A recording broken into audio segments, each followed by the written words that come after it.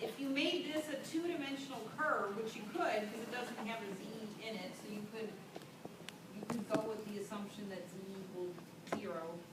If you made this a two-dimensional curve, you're looking for where this two-dimensional curve ends up being tangent to one of the level curves of this surface.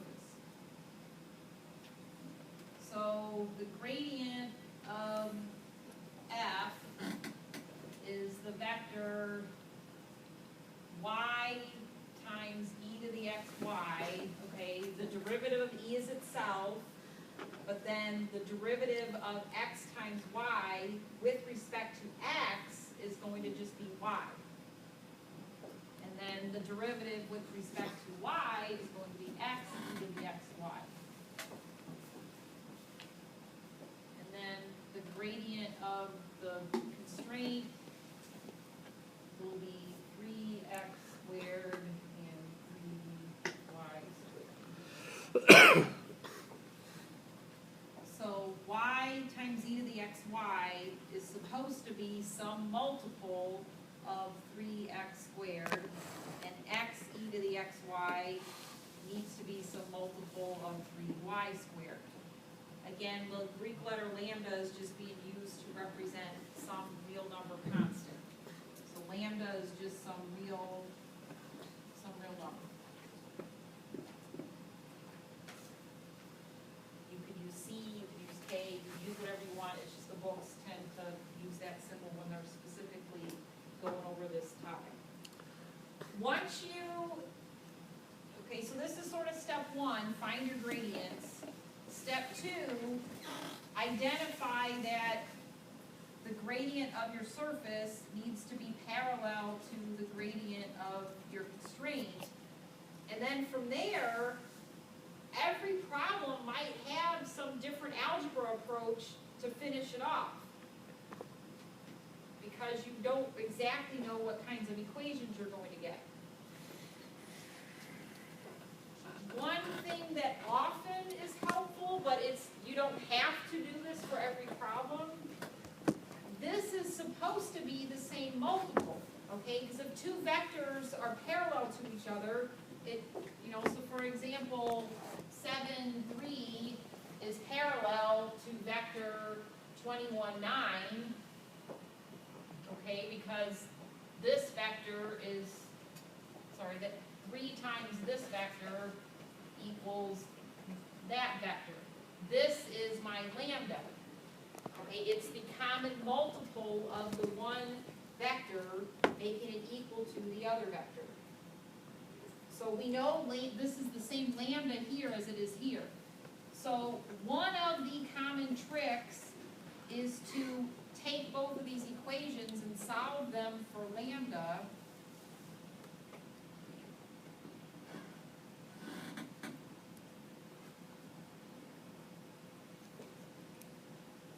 Because then what you could do is you could set those equal to each other, since lambda should equal itself.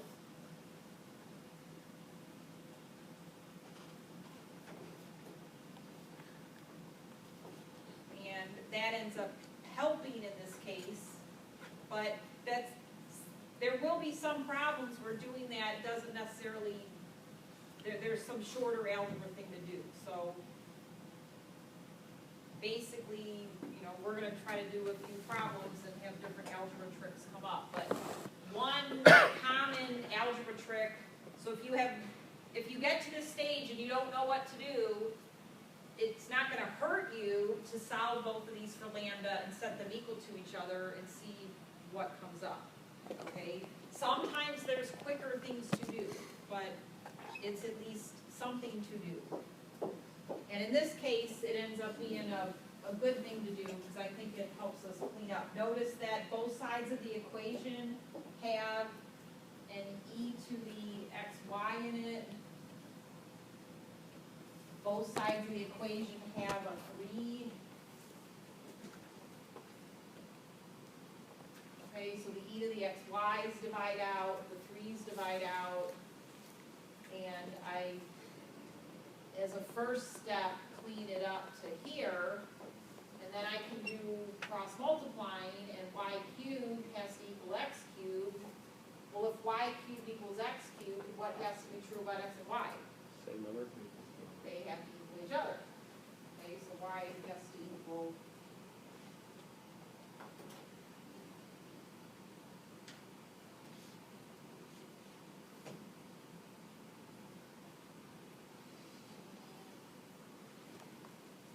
all right, once you get some conclusion, so here we've gotten a conclusion because we only had two variables. We had x and y, and we've come to the conclusion that x has to equal y. Then you go back to your constraint. Okay, so step 3 is do whatever algebra works out. A common trick is to solve for lambda and set the two equal to each other, and often stuff falls out. But then once you come to some algebra conclusion about your variables,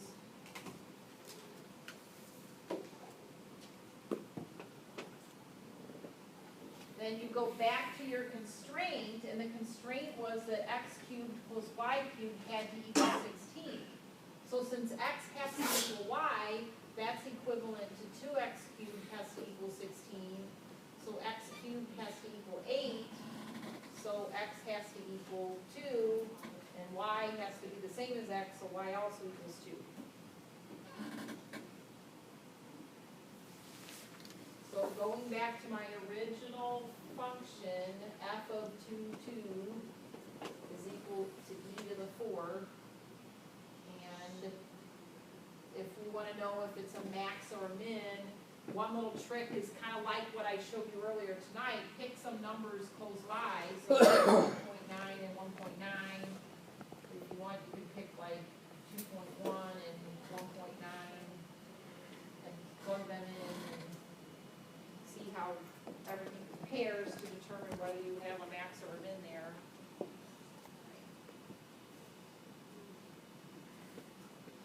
Okay, so e to the 4th is approximately 54.598. If I instead plugged in 1.9 and 1.9, I get 36.96. If I plugged in 2.1 and 1.9, I get 54.05. So what's your conclusion about 2, 2? What kind of point is it? It's a maximum.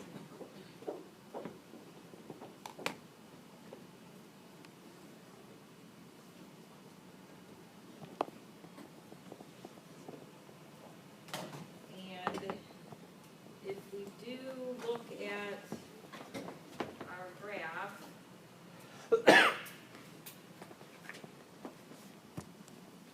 actually, hang on, I'll try to.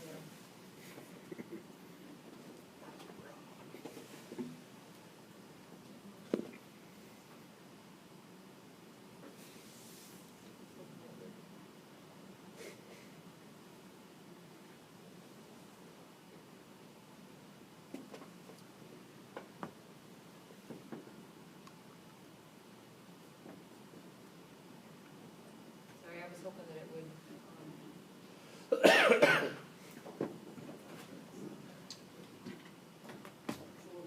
It's a little hard to see, but where they're intersecting, okay,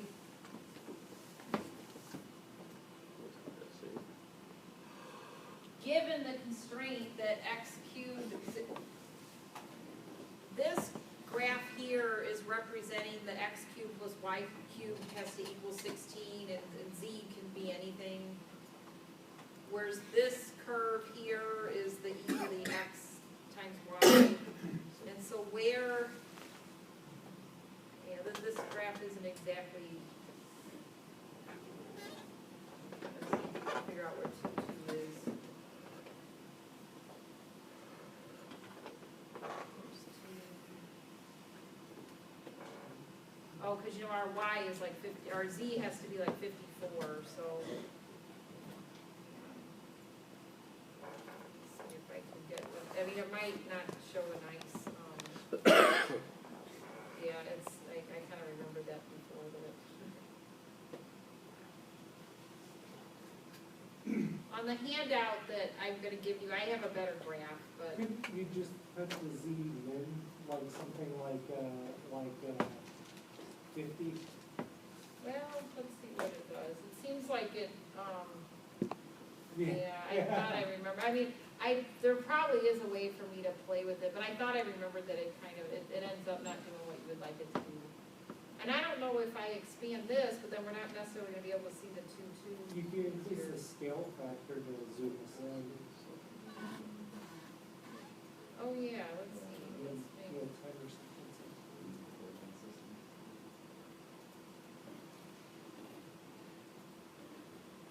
I'm just curious if I can scoot these out to.